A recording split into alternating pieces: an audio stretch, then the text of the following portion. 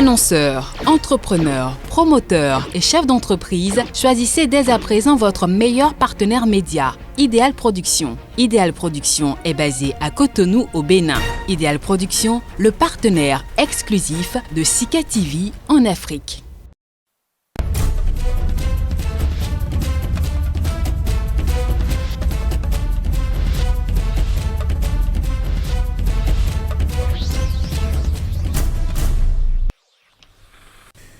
Au Niger, le président Mohamed Bazoum investit vendredi dernier et son premier ministre Oumoudou Mahamadou tiennent leur première équipe gouvernementale. 32 ministres avec les portefeuilles clés pour le PNDS, le parti au pouvoir. Quelques pontes de l'ancien régime changent de portefeuille ou conservent leur poste. Entrent aussi au gouvernement plusieurs jeunes, dont Mahaman Sani Mahamadou, le fils de l'ancien président Mahamadou Issoufou. Il devient ministre du pétrole, de l'énergie et des énergies renouvelables. Une équipe gouvernementale qui aura fort à faire entre l'opposition qui continue de dénier la victoire du président et les attaques terroristes subies par le pays. Le discours d'investiture du nouveau président a été clair. La sécurité sera au devant des priorités du Niger. Niger, premier gouvernement de l'ère Bazoum, quel chantier prioritaire pour la nouvelle équipe? C'est le thème central de l'émission du jour qui sera donc consacré à l'actualité au Niger. À toutes et à tous, bonjour et bienvenue. On démarre juste après l'intermède.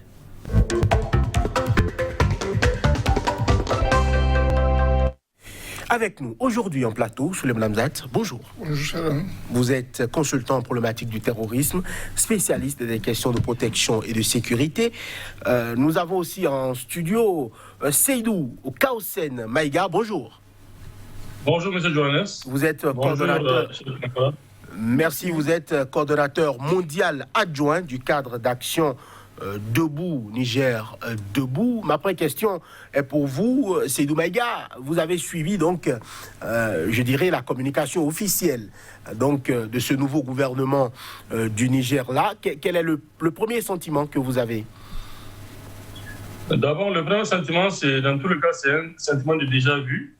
C'est-à-dire qu'on n'est pas surpris de ce qui se passe parce que quand on écoute le discours d'investiture du régent officiel, parce que ce n'est pas un président, c'est un régent, Bazoum Mohamed, on avait cru qu'il allait mettre un point de rupture pour changer et puis prendre des gens responsables et qui n'ont aucune tâche dans leur gestion. Malheureusement, dès la nomination, le choix du Premier ministre, M. Oumoudou, on a compris que c'était toujours Issoufou qui dirigeait et que Bazoum n'a pas du tout le coup de franche pour désigner des hommes intègres et qui n'ont jamais été concernés par des scandales financiers.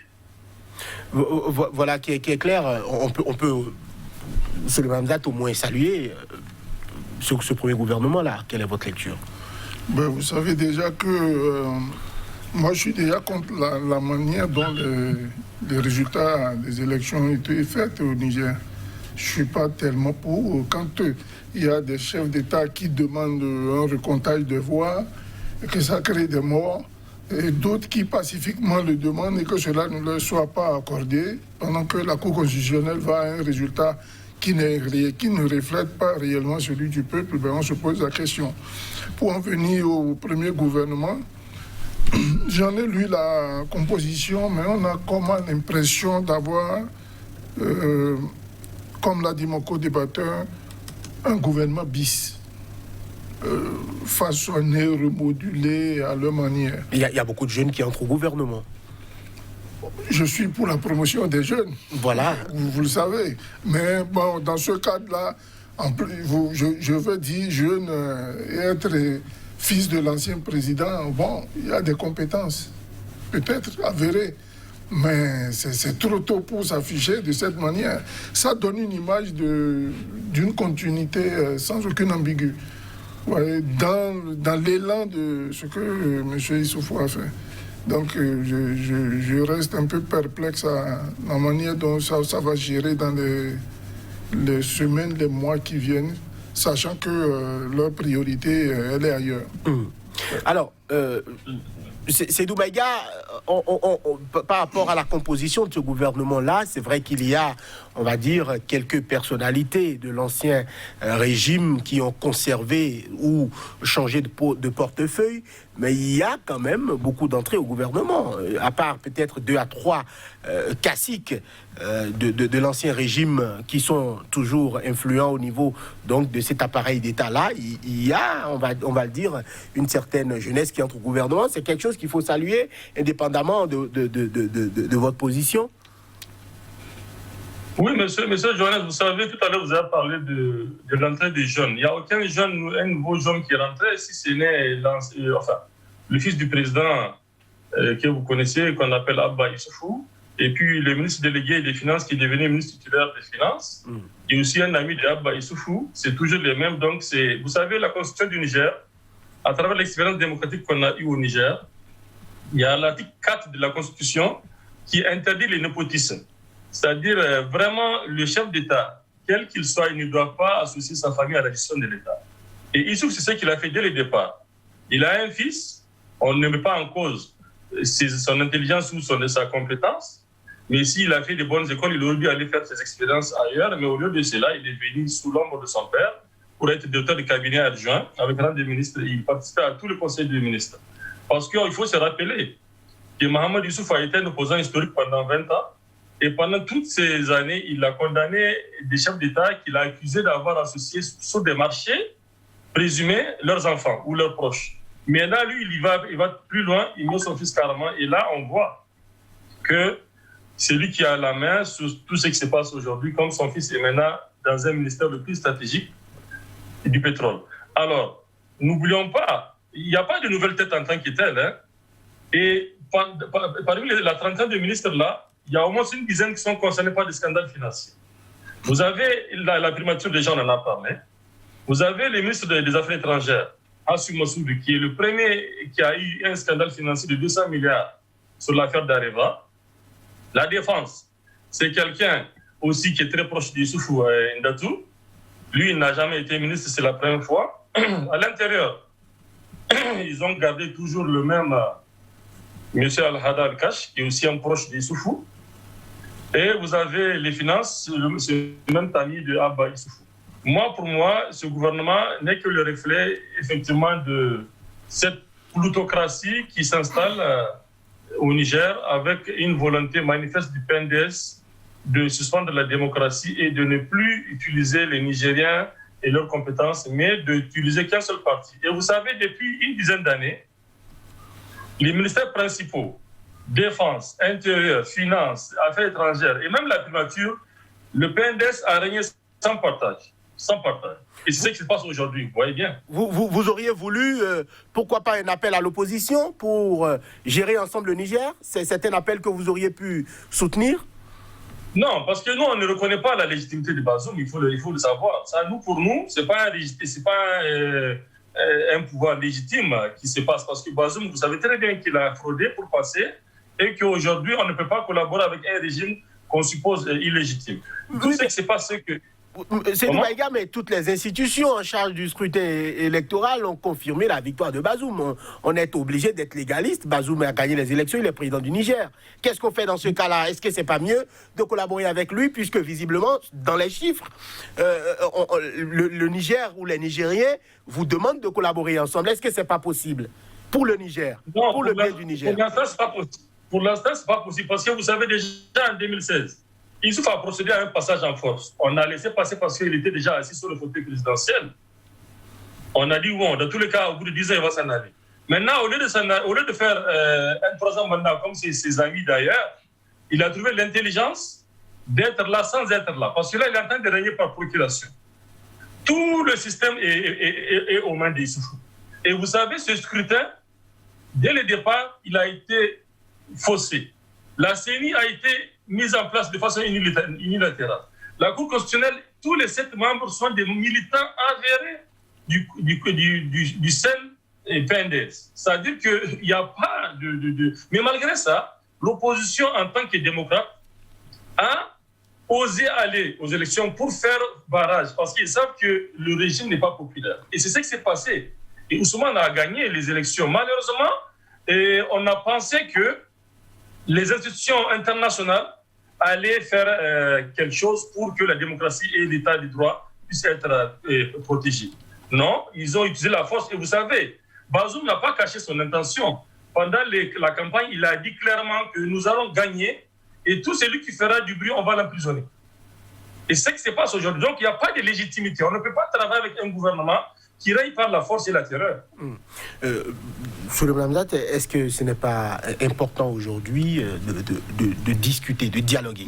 Parce que visiblement, on l'a dit, l'opposition continue donc de rejeter les résultats de cette élection-là, mais il y a eu investiture, il y a un président au Niger, il y a un gouvernement. Dans ce cas-là, est-ce que ce n'est pas toujours mieux d'avoir une table de négociation, de discuter entre hommes politiques pour éviter, pourquoi pas, des mouvements d'humeur et des réactions dont parfois on n'arrive pas à maîtriser tous les contours? Vous savez, le dialogue est toujours mère de toute sûreté, de toute stabilité.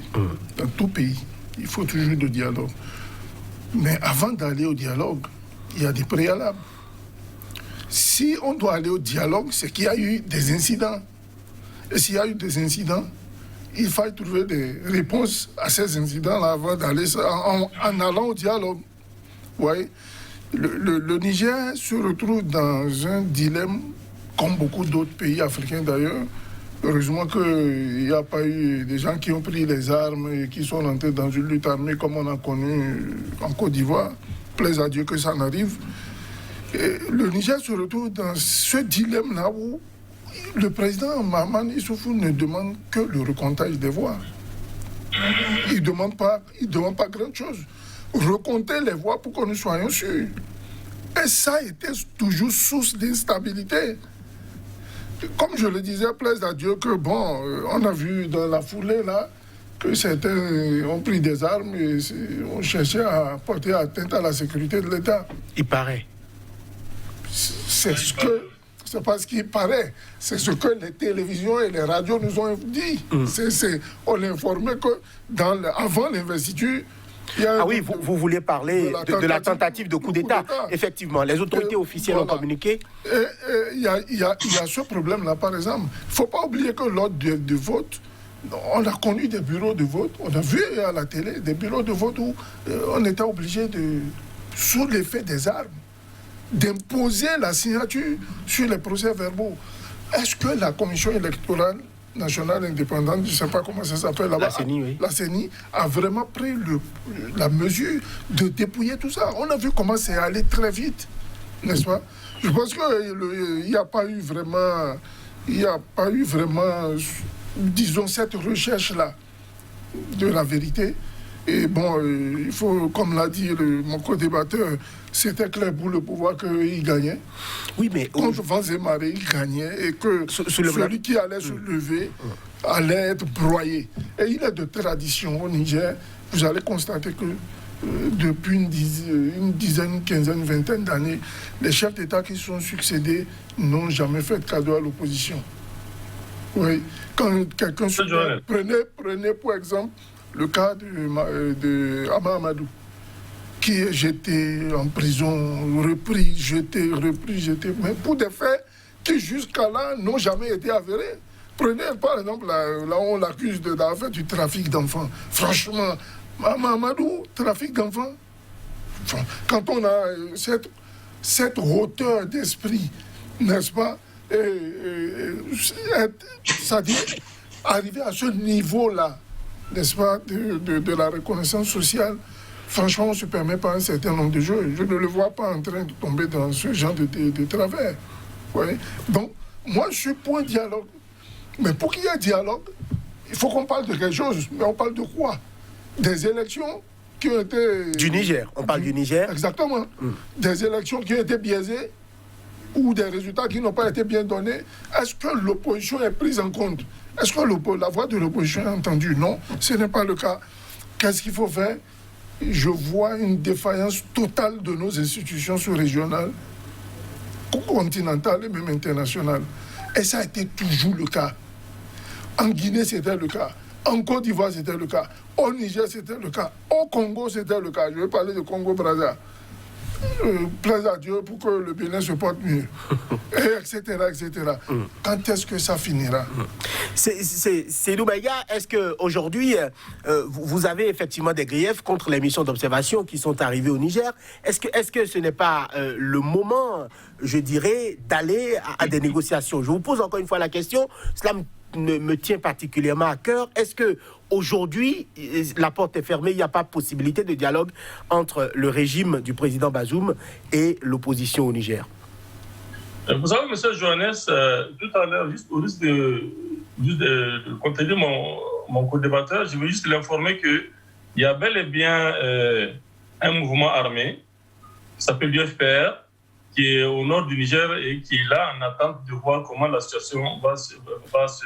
Je suis informé, je ne voulais pas en parler. Non, il faut en parler parce que c'est bon de le dire. Les gens doivent savoir qu'on ne privilégie pas la voie des armes parce que le Niger, quand même, est déjà sous le feu de plusieurs fronts terroristes. Alors, maintenant, pour parler de dialogue, d'abord, avant le dialogue, d'abord, c'est le plus fort qui l'impose. C'est-à-dire que vous ne pouvez pas demander à l'opposition de parler quand le chef de l'opposition est emprisonné et embastillé. Comme l'a dit M. Suleiman Hamza, M. Mahamadou est au-dessus de toutes ces considérations-là. Et malheureusement, aujourd'hui, vous savez tout ce qu'il a subi comme emprisonnement et injustice. Dans un pays où il n'y a pas de justice, on ne peut pas parler de dialogue. Parce que la justice, le dialogue passe par la justice. Et aujourd'hui, même au moment où je vous parle, un de nos seuls journalistes d'investigation, M. Moussa Aksar, n'est-ce pas, qui a dénoncé un détournement dans l'affaire des 1700 milliards du ministère de la Défense, est actuellement au tribunal, convoqué par l'un des auteurs du détournement, qui l'accuse de faux, enfin de diffamation. Vous voyez, c'est celui qui dénonce le voleur, c'est lui qu'on accuse. Il n'y a pas de justice au Niger. Donc aujourd'hui, ce que M. Suleiman Hamza a dit, quand il y a dénonciation, quand il y a dénonciation, il faut apporter des preuves. Vous êtes d'accord avec moi? Quand on est légaliste... Mais il y a les preuves. Monsieur Johannes, il y a le dossier. Monsieur Boubé Spilferos, comme il s'appelle, monsieur Boubé-Hima, il est connu et reconnu dans cette affaire. Alors seulement lui, ce qu'il a fait, il a juste fait un article là-dessus. Et il n'y a pas que lui, il y a la journaliste Samira Sabo, une jeune cité dynamique, tout à fait, qui est convoquée par le fils du président, parce qu'elle parle aussi de diffamation.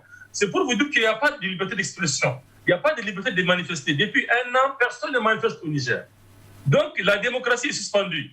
Vous ne pouvez pas parler d'une république où on s'est battu en 90 et en 91 dans la conférence nationale pour avoir la démocratie. Issoufou, qui a profité et bénéficié de cette démocratie, vient aujourd'hui pour suspendre tous ses droits fondamentaux. Maintenant, et comme le disait tout à l'heure, je disais mon co-débatteur, le vol a été constaté. Figurez-vous, entre les deux tours, le challenger du président et du candidat de la majorité demande au gouvernement de sécuriser les bureaux de vote pour qu'il n'y ait pas la fraude qu'il y a eu au premier tour. Au lieu de cela, on laisse les mêmes personnes qui ont fraudé, qui ont pris des armes dans les bureaux de vote, venir poser les mêmes actes. C'est-à-dire que le gouvernement est à la base de ces actes-là. Donc comment peut-on dire qu'il y a un scrutin apaisé? Les observateurs n'ont pas joué leur rôle. On sait que la France aujourd'hui, avec Issoufou, elle a eu tout ce qu'il voulait. Les bases étrangères sont là, sans passer par l'Assemblée. Donc, la souveraineté du Niger, elle est entamée depuis des années. Et tout ça orchestré sous la bannière d'une Assemblée générale qui est une chambre d'enregistrement parce qu'on nomme les députés, c'est plus une élection. Donc, on ne peut pas parler de dialogue dans ces conditions-là. Le coup d'État en question, comment pouvez-vous imaginer un coup d'État où des armes lourdes ont été tirées, il n'y a aucun blessé, encore moins de morts ni de voitures calcinées? On sait que ce régime-là est prêt à tout pour empêcher. Le même jour de ce faux coup d'État, il y avait une manifestation gigantesque qui était prévue. Cela avait deux objectifs. Le premier objectif, c'était de déjouer la marche du lendemain. Et le deuxième, c'est de montrer à Mohamed Bazoum. Issoufou Mahamadou voulait montrer à son dauphin que c'est lui qui tient la garde présidentielle. Et que s'il ne fait pas ce qu'il exige, eh bien, un incident malheureux peut survenir à tout moment. Vous supputez, vous prêtez beaucoup de propos aux politiques.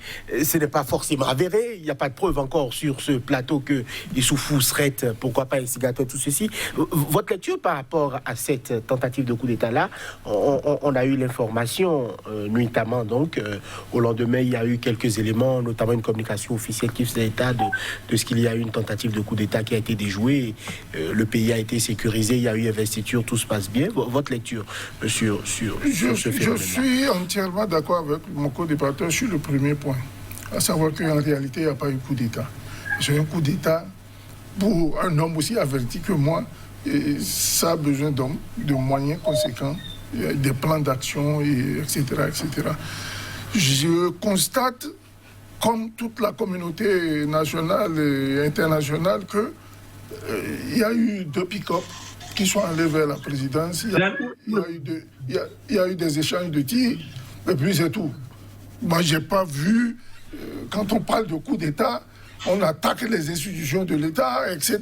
On multiplie, je ne vais pas expliquer certaines choses ici, mais il y a des actions conséquentes qui sont menées et qui laissent croire que ça ressemble à un coup de crosse. Mieux, au deuxième point, il faut nécessairement avoir mis la main sur des hommes en armes, avec des plans, et avoir des justificatifs réels de cette tentative de coup d'État. Je veux vous nommer, je ne vous cite pas ce qui s'est passé dans un pays que nous et vous connaissons bien, nous en avons débattu ici.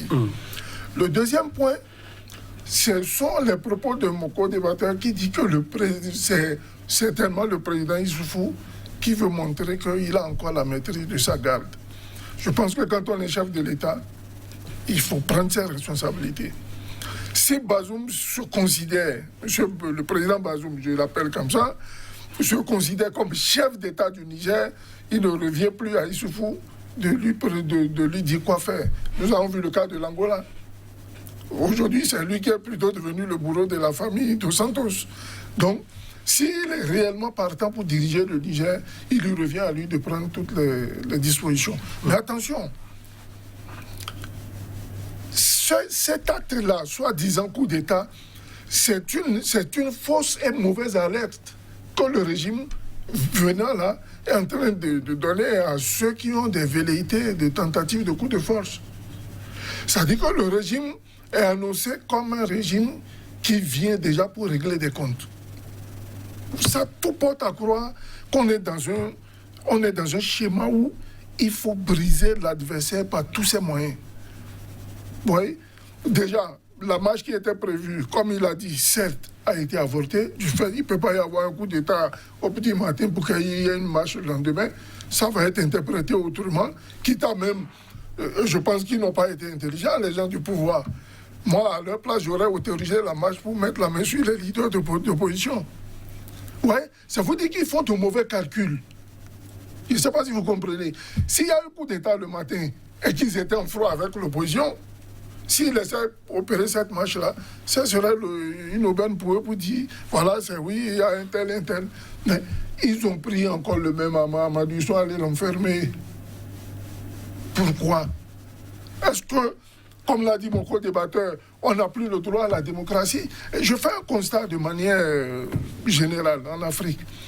Je vois des 4e, des 5e mandats, il y en a même des 6e mandats. C'est à croire que la démocratie n'a plus son poids. Et qu'on est en train de passer à une idéologie qui ne dit pas son nom. Sommes-nous en train de retourner dans les années 70, 80, 90, où c'était des méthodes du parti unique? Si c'est ça, que nos dirigeants nous le disent clairement, est-ce que cela est-il en adéquation avec les aspirations du peuple? Je me pose des questions. L'Afrique est en train de vaciller sur ce point.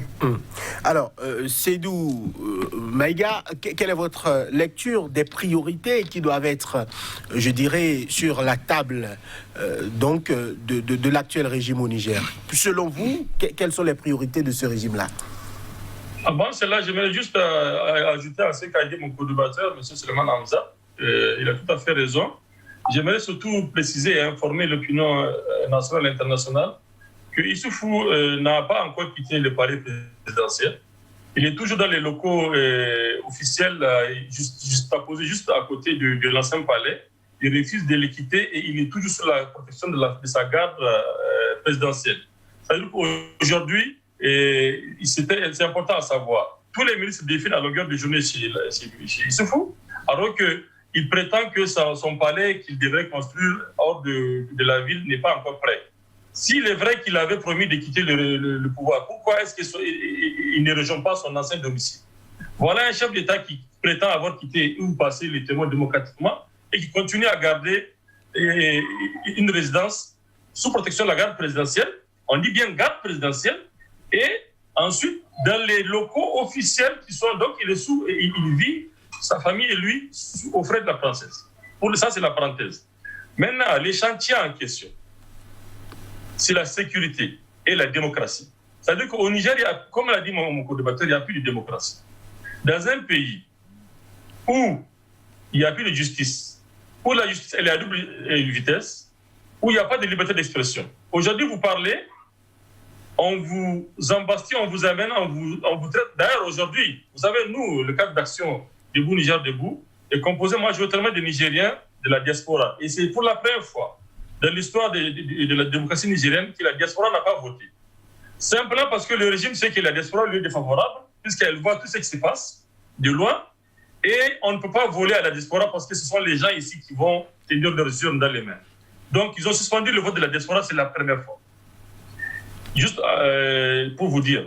Alors, le cadre d'action, nous, on combat tous ces agissements antidémocratiques. On ne peut pas manifester au Niger depuis plus d'une année. Et ça va continuer. Alors, les chantiers en tant que tels, c'est cette démocratie et la sécurité. Aujourd'hui, depuis des années, depuis que Issoufou a invité le terrorisme, c'est bien cela, Issoufou a invité le terrorisme en 2015, depuis ces années, il y a une économie de guerre qu'il a mise en place.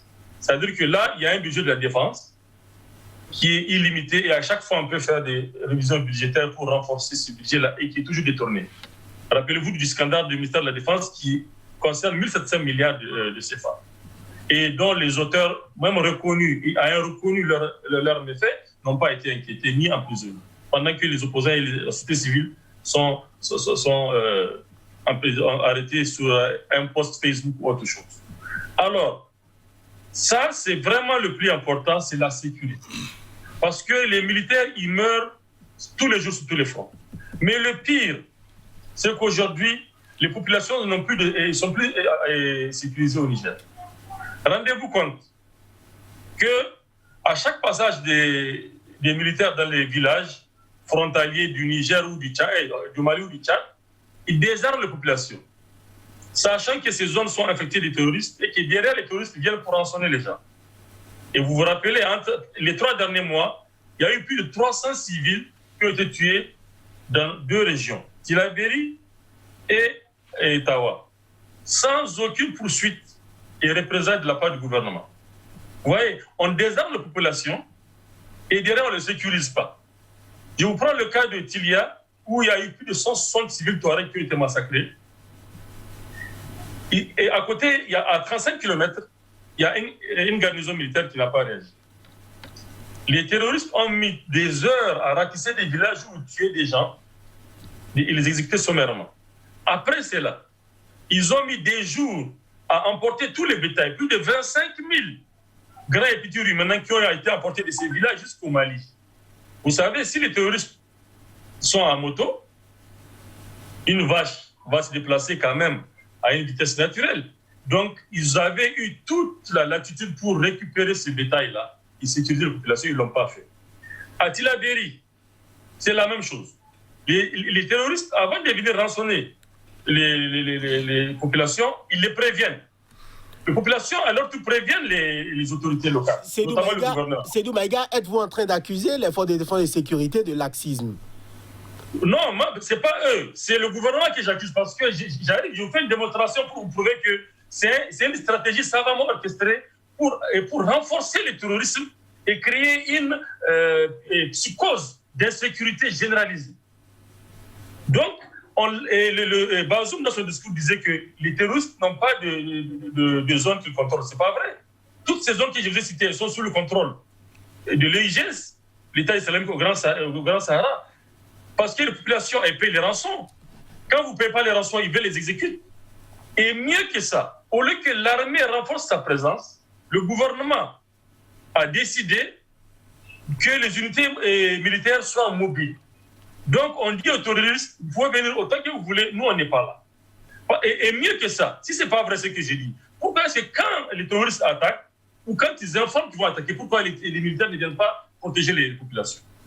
Pendant ce temps, moi, je vous dis une chose. Au Niger, il y a 2 armées.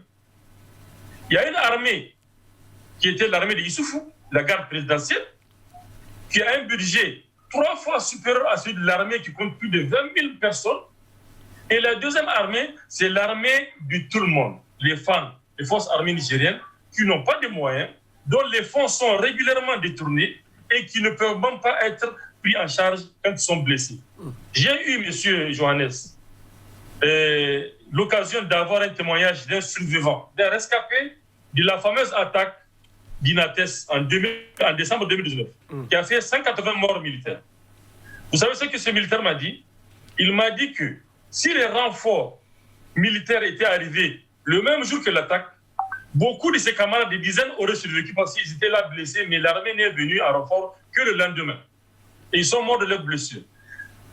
La stratégie de Issoufou, et qui continue aujourd'hui, c'est que s'il y a 2 camps militaires, côte à côte, aucun n'a le droit de porter secours à l'autre, même en cas d'attaque. Parce que c'est la psychose d'un coup d'État qui dirige toute cette stratégie-là. On suppose que si une compagnie va renforcer une autre, elle peut se déplacer vers Niamey pour faire un coup d'État. Imaginez-vous que toute l'insécurité qui est créée, elle est basée sur la sécurité d'Issouf Mahamoud et maintenant de Bazoum Mohamed. Donc, on ne sécurise pas les Nigériens. Si c'est le cas, et mieux que ça, d'ailleurs, ce qui est grave, pendant toutes ces attaques-là, quand il y a eu 180 militaires à Inates qui sont tués, un mois après, 180 autres personnes presque ou plus à Chinagoder, quand il y a eu les 56 civils tués à Tilaberi, les 167 civils à Tilia, Issoufou n'a jamais visité ces lieux-là. Parce qu'il ne partage pas le destin ni les malheurs du peuple. Non, c'est trop fort. C'est trop fort de dire que le chef d'État ne partage pas le destin et le malheur du peuple. Je ne vous arrête pas. Sous le mandat, par rapport à ces attaques-là, c'est vrai que le bilan est assez, on va dire, assez macabre au Niger. Le pays subit donc de plein fouet les attaques terroristes quasiment journalièrement ces dernières semaines. On a suivi le discours de l'actuel président, Bazoum Mohamed, qui a quand même axé son discours sur un grand volet sécuritaire. On a compris que c'est la priorité des priorités aujourd'hui au Niger. Est-ce qu'il y a des conseils à donner donc à ce régime-là pour ce qui est du volet sécuritaire de son action? J'aurais bien voulu être conseiller. J'aurais bien voulu leur donner des conseils. Encore faut-il qu'il me balance ma facture. Mais je vous dirais ceci. Vous voyez, quand un pays est attaqué par le phénomène terroriste, pour un chef d'État, il ne faut pas réfléchir pour déclencher toutes les cellules capables de lutter contre ce terrorisme-là, à tous les échelons. Quelles sont ces cellules-là? Il y en a beaucoup. Il y en a beaucoup. Encore faut-il que le Niger ait ce genre de cellules. Ouais, je prends le cas de la première puissance, les États-Unis d'Amérique. Si vous suivez les événements du 11 septembre, dès que les tours ont été frappés, vous avez vu tous les services qui se sont mis en branle. D'abord, pour arrêter le mal qui était en cours. Et d'autre part, mettre en échec toute autre velléité ou tentative de déstabilisation. Et en troisième point, avoir les cellules de sécurisation. C'est difficile de comparer les États africains aux États-Unis. Vous êtes un État, vous ne l'êtes pas. Si vous prenez la responsabilité, la charge d'un État, il y a 2 choses qui sont importantes. Le pain et la sécurité. Quand vous avez de quoi manger, vous cherchez à vous sécuriser. Si vous ne vous sécurisez pas, tout le reste ne vient pas. Je vous ai dit ici sur ce plateau que quand ça tourne, il n'y a aucun ministre là du gouvernement qui vient faire conseil des ministres. Il n'y en a pas. Il n'y en a pas. Ils cherchent à sauver leur tête. Et c'est la première partie parce qu'ils ont les moyens. Nous autres là qui traînons là, on n'a pas les moyens de fuir. On est là, on subit. Les différentes attaques qu'a cité mon co-débatteur, nous en avons débattu ici sur ce plateau. En particulier, celui d'Inates. Quand même, je ne comprends pas que des terroristes franchissent vos frontières. Encore, il faut s'interroger sur le renseignement frontalier. Chercher à savoir qu'est-ce qui passe, qu'est-ce qui rentre, qu'est-ce qui sort. Et le Niger est tellement grand qu'on ne sait même pas qui rentre par où, qui sort par où. Donc, il faut mettre un accent sur ce point. Le deuxième point, c'est qu'ils quittent, ils franchissent les frontières, ils traversent des villages, ils viennent jusque sur une base militaire.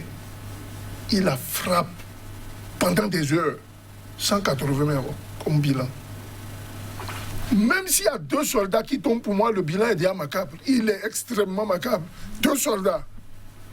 À plus forte raison, 180 morts. Et mieux, j'ajouterai à ma... Je suis en train de faire une thèse aussi sur ça.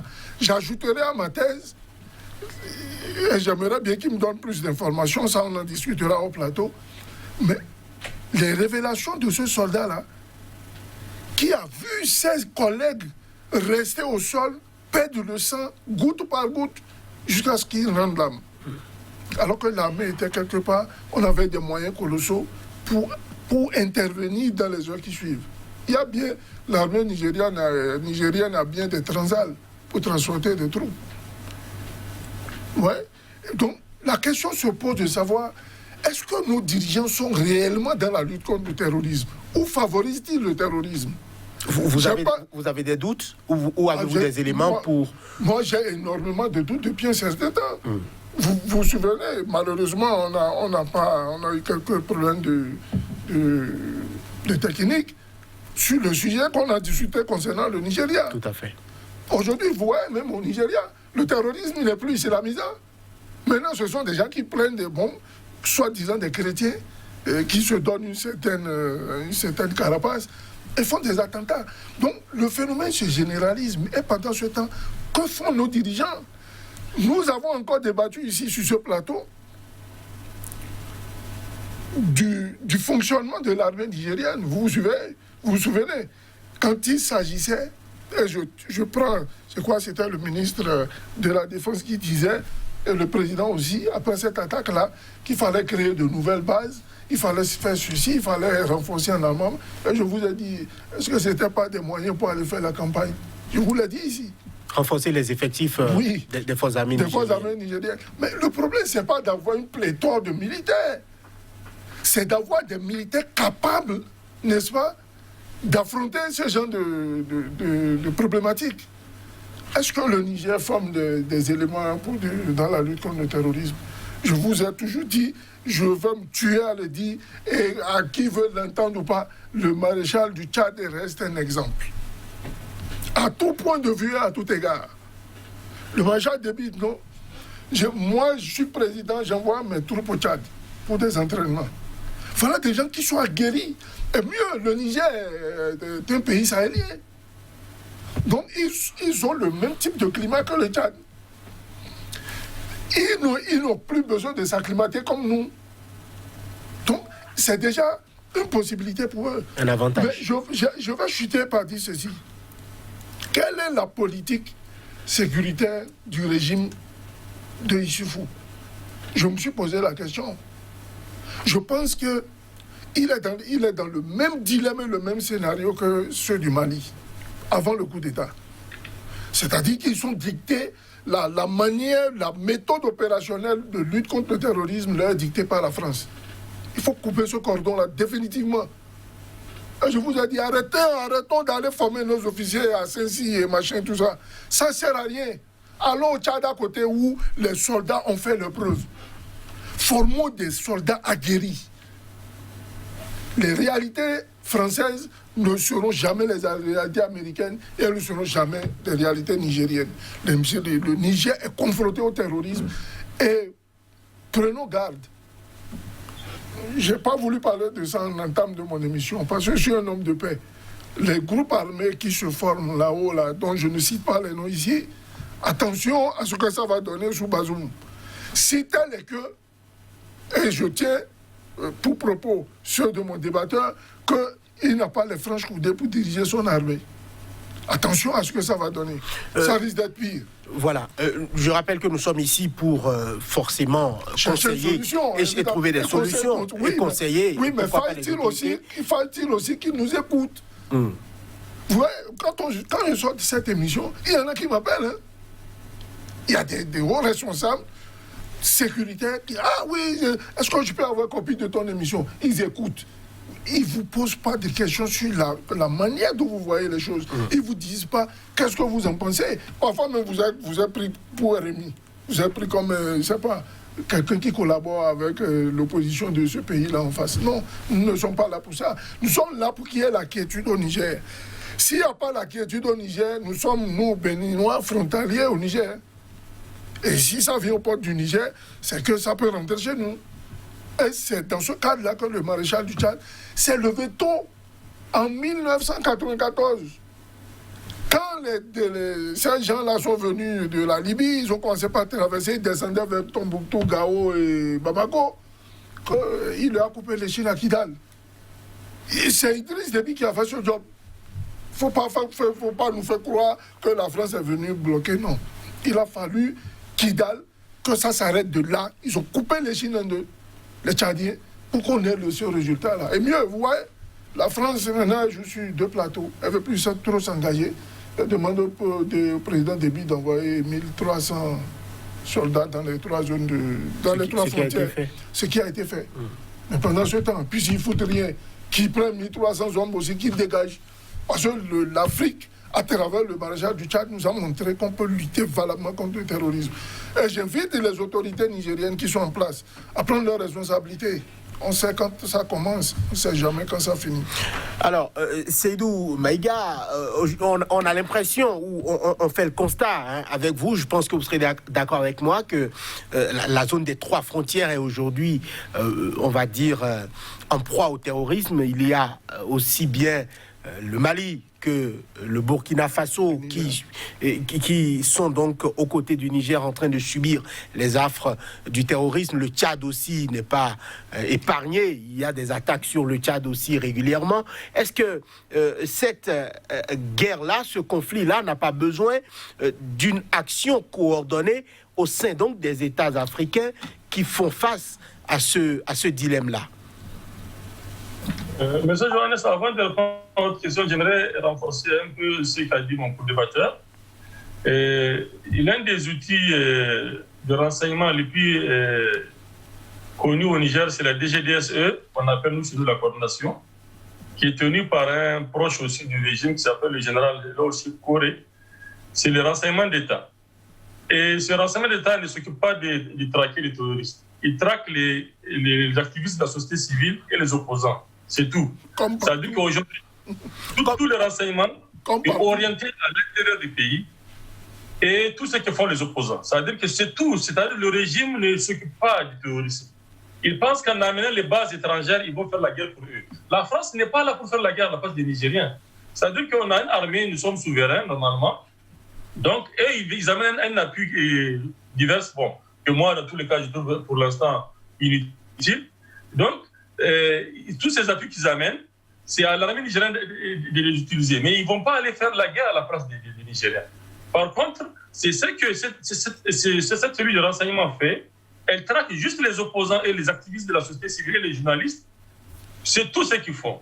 Alors, l'autre problème de sécurité de toutes les zones du Niger, pas seulement des trois frontières, c'est le manque d'appui aérien et terrestre quand il y a une attaque. Nous, on a connu des rébellions au Niger. Donc, l'armée nigérienne, je peux vous dire, monsieur Suleiman, rien n'a envié à l'armée tchadienne. Mais qu'est-ce qui s'est passé? Quand le régime est venu, ils ont stigmatisé une ethnie précise. Pour dire que cette ethnie elle est très nombreuse dans l'armée et que les officiers, comme ceux qui... Et Bazoum l'a dit sur RFI en 2016, que c'est cette ethnie qui fait le coup d'État. Donc, ils ont ciblé les officiers de cette ethnie Ils les ont envoyés dans les ambassades comme attachés militaires, d'autres ont été mis aux arrêts, et chaque année, il y a un faux coup d'État qui est organisé pour arrêter une dizaine d'entre eux et puis on les met aux frais. Voilà comment est-ce qu'ils ont affaibli l'armée nigérienne, juste parce qu'ils ont stigmatisé une ethnie et ses militaires. Alors qu'au Tchad, ce sont les officiers qui ont fait toutes ces rébellions, qui sont les piliers de l'armée tchadienne. On les a au Niger. Donc on a envié quelqu'un. Aujourd'hui, on n'a pas besoin de 1200 armées et militaires tchadiens dans la zone des 3 frontières. Si on met en service les officiers qu'ils ont mis dans les salons ou hors de nos frontières par peur d'un coup d'État, c'est tout. La seule préoccupation du régime, c'est un coup d'État. Les bons officiers ne sont pas sur le terrain d'opération. Et vous allez voir tous les officiers qui meurent sur les champs de bataille, à part quelques-uns comme ceux d'Inates, ce sont des jeunes officiers, lieutenants-capitaines, qui n'ont jamais connu même les rébellions. Donc ils n'ont aucune expérience militaire. Tous ceux qui ont les expériences ont été écartés. Alors, la zone des 3 frontières, je suis d'accord qu'il faut la renforcer. Mais on n'a pas besoin que le Tchad vienne. Le Tchad a assez de problèmes. Le Tchad, il est au Mali aussi. Nous, on a assez de militaires et la zone de 3 frontières, elle est à moins de 1000 km de Niamey. Et c'est dans cette zone, pas loin aussi, que souvent les terroristes font des incursions pour massacrer les civils. Tout à fait. Et pourquoi notre armée ne va pas le faire? Donc, ce n'est pas du tout ça. L'armée du Niger a été affaiblie de façon volontaire et ce n'est pas du hasard. D'accord? Donc, c'est vraiment, pour répondre aussi à M. Suleiman Namzat, la politique sécuritaire du PNDS, c'est celle-là. C'est-à-dire empêcher le coup d'État. Et pour cela, pour eux, c'est juste éliminer les bons officiers qui faisaient la force et la fierté du Niger, et pensant qu'ils vont rester éternellement au pouvoir. Cette zone des 3 frontières-là, c'est vrai qu'il y a des populations qui sont dans le terrorisme, mais ce n'est pas normal qu'on stigmatise, comme l'a fait Bazoum, une ethnie, les Peuls. Bazoum, en tant que chef d'État, s'il pensait vraiment qu'il l'est, il ne doit pas parler de cette façon. C'est parce qu'il sait qu'il n'est pas un chef d'État qu'il stigmatise les Peuls pour dire que ceux qui font le terrorisme. De la même façon qu'il a stigmatisé les Arabes pour dire que ceux qui font le coup d'État. Voilà dans quelle psychose nous sommes au Niger. On est en train de créer des tensions ethnocentriques qui affaiblissent. Alors, au lieu de se rassembler, de se réunir autour d'un rassembleur, un chef, pour protéger le pays contre le terrorisme et l'insécurité et la pauvreté. Nous sommes depuis 10 ans les derniers au monde à l'IDH, l'indice de développement humain. Pendant ce temps, il y a une oligarchie qui est entretenue autour de ce régime-là, qui détourne des milliards de façon dans l'impunité totale. C'est ça le vrai problème. Quand Bazoum dit que ce n'est pas la pauvreté qui pousse les gens au terrorisme, c'est pas vrai. Aujourd'hui, tout le monde est muselé au Niger. Que ce soit la société civile, vous n'entendez plus. Elle ne parle pas, elle ne manifeste pas.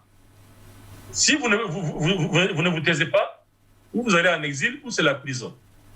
Donc, vous ne pouvez pas, comme dit M. Suleiman Namzat, être conseiller d'un régime qui n'écoute qu'une seule voix. Si on avait été performant par rapport au terrorisme, il suffit de régner toute sa vie s'il veut. Mais aujourd'hui, toutes nos frontières sont poreuses. Toutes les frontières sont poreuses. Donc, je ne vois pas vraiment une politique crédible de ce régime-là contre l'insécurité. La seule politique qu'ils ont, et qui a jusque-là marché, c'est que pour eux, ils ont évité le coup d'État. Alors qu'au Niger, même si c'est vrai qu'il y a eu une tradition de coup d'État, les gens sont des vrais démocrates. C'est pour ça que l'opposition a voulu faire échec au coup KO qu'ils ont voulu faire pour montrer que la seule voie, et Hamad l'a toujours dit, c'est celle de la démocratie, celle des urnes. Malheureusement, ils ont pris en otage le pays. Regardez, je vous donne le cas de la garde présidentielle. Pendant 10 ans, ils n'ont jamais tiré une seule balle. Aucun d'entre eux n'est mort. Et ils ont des armes toutes neuves. Ils ont des tenues propres, des gilets de pare-balles et tout ce dont a besoin un militaire sur le front. Pendant ce temps, plus de 1000 personnes militaires, plus de 1000 FDS sont morts sur les théâtres de choses pour défendre. Vous vous rendez compte? Regardez le paradoxe. Une garde présidentielle qui a 3 fois le budget de l'armée, aucun tir par là, aucun mort, et là il y a plus de 1000 morts avec un budget vraiment très, très, très faible. pour contenir les besoins de ces gens-là. C'est ça qui est dommage. Et si le monde entier peut vraiment aider le Niger pour sortir de cette ornière, c'est ce problème-là. C'est cela, parce que nous sommes un pays enclavé. Nous sommes les plus pauvres pays du monde. Mais nous n'avons pas l'armée la plus faible à la base. Elle est en train d'être affaiblie par un régime qui est paranoïaque d'un coup d'État qui n'a jamais eu lieu. Et d'ailleurs, depuis qu'il est là, il y a eu 4 faux coups d'État. 4. Et lors de tous ces 4 coups d'État, ce sont des officiers de la même ethnie qui sont en train de cibler. Voilà, face à ce constat fait donc par Seydou Kausen Maïga, quels sont les conseils qu'il faut proposer? Qu'est-ce qu'on fait concrètement? Parce que là, il y a un régime qui est là, qui est installé, il y a un gouvernement qui prend donc fonction pour travailler pour les Nigériens. Que doivent-ils faire concrètement? Déjà, je pense que, et je salue mon co-débatteur pour tous ces apports qu'il nous fait, parce que je découvre certaines choses, mais je voudrais le rassurer. Je suis un habitué du Niger, j'y vais régulièrement. Et je peux lui dire que pour les officiers que je connais, ce ne sont pas des officiers au rabais. C'est des gens formés dans de grandes écoles qui ont des capacités d'action vraiment requises pour lutter contre le terrorisme. J'en connais plusieurs. Mais comme il a dit, est-ce que l'occasion leur est donnée de faire preuve? On est dans cette psychose de... Si on vous arme trop, vous allez vous retourner contre nous. Ça, je suis entièrement d'accord avec lui. Et bon, moi, je mets ça sous le sceau des multiples tentatives de coups d'État qu'on a connus. Que le pays a connu. Voilà. C'est normal d'avoir peur dans un tel pays. Ça, c'est le côté un peu politique de la chose. C'est humain. Humain. Parce que, vous savez, la manière de voir des soldats n'est pas souvent en adéquation avec celle des civils. Je veux dire... J'ai une question pour Suleiman. Oui. Sans vous interrompre, hein, juste au moment où vous avez dit là, c'est vrai qu'il y a une psychose. Mais est-ce que dans un État, quelqu'un qui s'est dit qu'il a été démocratiquement élu, pourquoi, depuis 30 ans qu'on a la démocratie, il n'y a aucun président qui a barricadé la présidence, qui a mis des portes de sécurité sur le goudron et des barrières, et qui prend tout le budget, plus de 136 milliards alloués à la garde présidentielle, alors que l'armée nigérienne a 37 milliards à peu près comme ça, une quarantaine de milliards. Est-ce que la sécurité du président, elle est plus importante que celle du pays et des populations? Voilà, moi, ce que je répondrai à votre question, mais laissez-moi finir. Allez-y. Je vois, il s'agit là, dans un premier moment, pour parler de qu'est-ce qu'il faut faire. À mon avis, je pense qu'il faut d'abord faire un bilan. Un bilan politique, économique, socio-culturel et culturel, et surtout militaire. Mais moi, je ne veux pas rentrer dans la politique. Ça, c'est parce que je vois que ce qui se passe là, on est en train de déchiqueter la démocratie. Donc, je ne veux pas rentrer dans ce débat-là, sinon je vais dire des choses qui vont déplaire. Moi, je vais m'en tenir à ce qui relève de mon job. La sécurité des personnes et des biens, la sécurité étatique et la lutte contre le terrorisme. Vous voyez, pour répondre à mon cher ami, mais écoutez, souffrez que ce qui se passe dans les autres pays est devenu mode, un phénomène de mode. Prenons le cas du Burkina. Vous avez connu certainement monsieur, comment s'appelle mon co-débatteur déjà? Monsieur Maïga. Monsieur Maïga, vous avez certainement connu au Burkina le RSP, le régiment de la sécurité présidentielle. Tout à fait.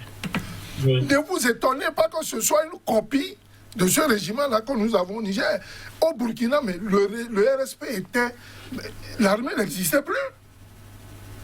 Le régiment qui protégeait le président Blaise Compaoré, mais avec tous les moyens... Mais c'était un régiment qui sortait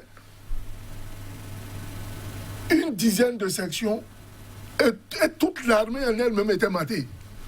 Ils avaient toutes les capacités, les meilleures armes de pointe, les officiers les plus rompus à la tâche. La formation. Mais ce sont des officiers de haut rang. Vous les avez vus. Je crois qu'à la dernière minute, ils ont été piégés. Il y a eu aussi le général Gilbert Djengeri. Il est connu. Ouais, la politique s'est mêlée. Bon, lui n'était pas trop politique.